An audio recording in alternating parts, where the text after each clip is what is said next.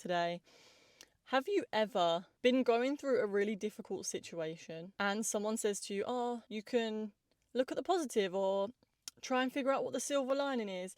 And sometimes that can just be really annoying, like just feel not in alignment or just not the right thing that someone could be saying to you in that moment. And there is a reason for that. This could be a way of completely spiritual bypassing your actual feelings on the situation, the maybe more negative aspects of any situation.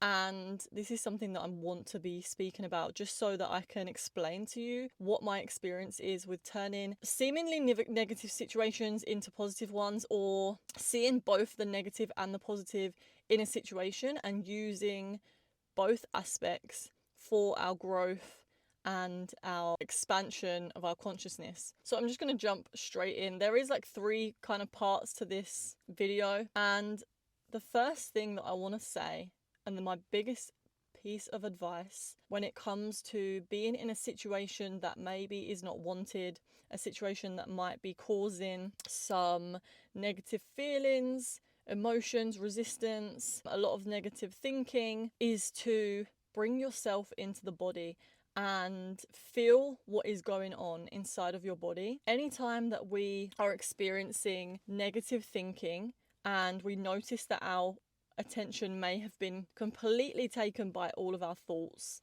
and we've completely become unconscious and identified with what we are thinking, the best way that you can stop this, bring yourself into a more peaceful state, is by bringing your attention into the body. And this is really important when it comes to not spiritual bypassing, because if we are in a negative situation or a situation that we don't want to be in, and what usually happens is the mind starts to create stories around the situation, and it's actually our mind that makes the situation much worse than what it is. So bringing your attention back to the body, wherever you are feeling that tension, that resistance, and like those feelings that you just want to run away from, if you bring your attention to them, they usually start to calm down and diminish because our thoughts aren't now amplifying them. You can also, by doing this, start to notice the thoughts that are connected with the feelings and the emotions inside. A really good way to practice this is doing meditation, guided meditations. There's so many guided meditations on my channel, so definitely have a little flick through there, and I'm going to be posting more. I also am going to be starting to do Zoom meditation groups. This is really good for practicing getting yourself in your body, getting yourself into the present moment, and doing it in groups I feel really helps as well with feeling more present. There's something about being in the group that just helps me to anchor in even more. So once you have felt this emotion, what you want to do is surrender to it. And once you've felt into your body and all of the thoughts that you're having around the situation, you're going to surrender to it.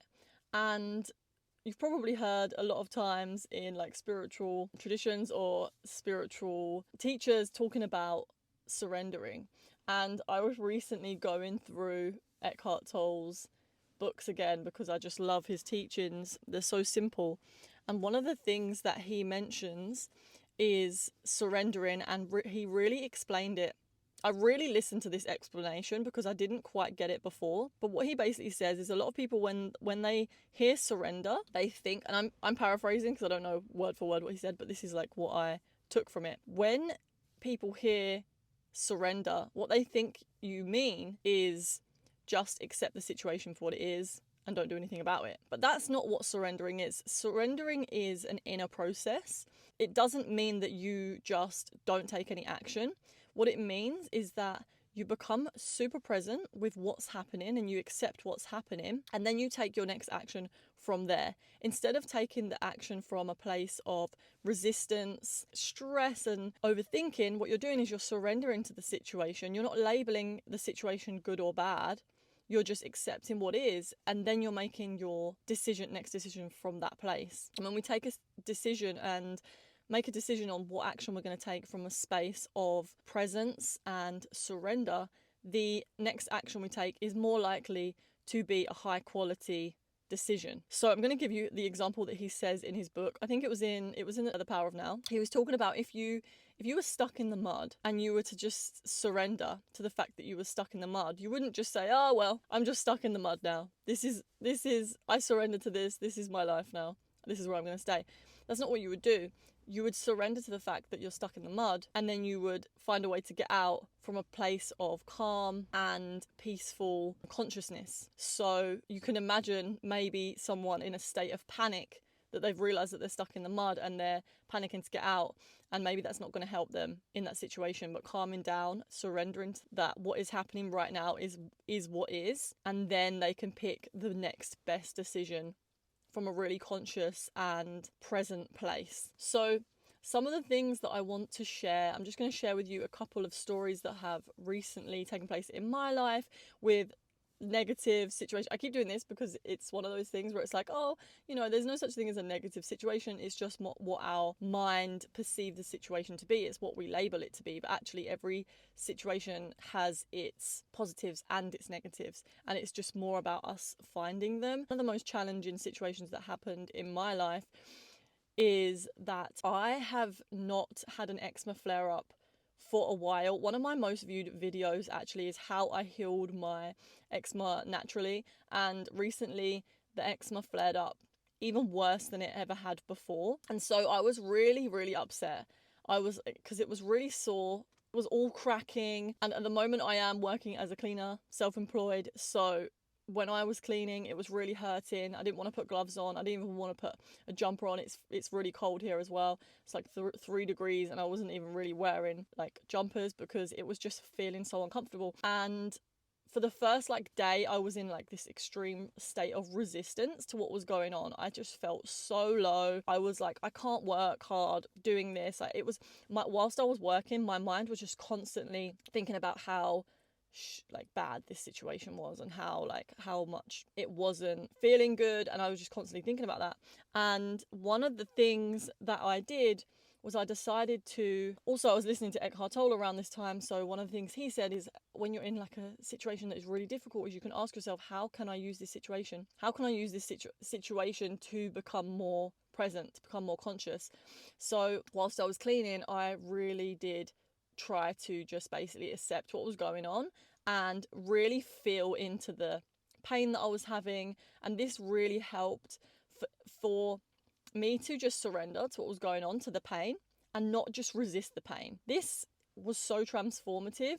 I realized that I'm stronger than I think, and I can get through these things a lot better than I thought I could. So asking yourself that, how can this make me more present in this situation? How can I strengthen my consciousness, my presence in this situation? And that is, the way you can do that is by becoming really present and focusing your attention on wherever it is in the body that you're feeling pain, whether that's emotional, physical, and just noticing it, just observing it and keeping your attention there. And when the mind starts to come in and make comments on it, you bring your attention back to that feeling. And this is a constant practice that I am practicing throughout my day, and the meditations have definitely helped me to strengthen this muscle. So definitely be practicing meditation whenever you get some spare time. The next question that I would ask myself is, how can I use this situation to improve something in my life?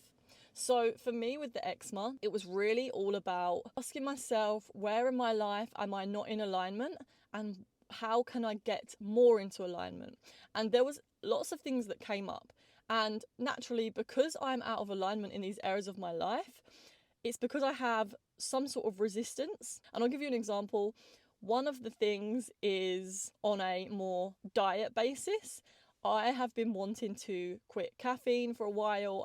I was kind of addicted to just getting up and taking a coffee every single morning, and that's something that I wanted to break the habit of, and I kept failing at doing that because the withdrawal symptoms were causing me to have headaches, and I just didn't want to go through with it. But with the eczema, I kind of was able to use that negative situation, that discomfort that I was feeling with the eczema, to push me into staying more disciplined with my withdrawal. And I did it. I literally did it. I haven't had caffeine now for 2 to 3 weeks, and that is like the first time in my life that I've actually done that since, I don't know how long I've been drinking caffeine. It's been since I was literally in my teens, and that has made me more grateful for the eczema because, and just a little side note, there is a thing where they say that eczema can trigger caffeine can trigger eczema. So that's why it really helped me. I was like, maybe this could be a thing, and I'm doing a whole food elimination diet to basically clear up my skin. So the first protocol was to quit caffeine, and so that helped me to do that. So I'm really grateful that this situation has actually helped me to quit caffeine. And there was also something else, other things in my life that were out of alignment, and in terms of things that I needed to let go of that were draining my energy, that I was really putting off for a while to let go of. And these were more in like an emotional sense, so things that I was feeling anxious and stressed about that I just needed to let go of. And this, like having eczema, really, I had this voice in my head that was like, look, you need to let this go, because this could potentially help you clear up your eczema. Anyway, my eczema has cleared up so much better. I don't use any steroids, any creams from the doctors. I literally just heal it through all of these means. So yes, but I hope this video has been helpful, and I'm doing a new moon ceremony on the 29th of January. If you want to join that, please do let me know. Comment below new moon and I will send you the details, because I've still got a few spaces open. It's basically going to be like a guided meditation and chance to connect with other people through Zoom. And it's a really nice space. It's a really fun and just lovely time to, if you need a little bit more social connection, it's going to be really good for that. It's also really affordable. I'm doing this for £8. And yes, if you would like to join that, that would be really fun. We might do a little card reading at the end, and just, yes, tuning into ourselves and setting the intentions for the next month, which is always an amazing thing to do. I will see you in the next video, guys. I love you, and peace, namaste, have a good day. Bye.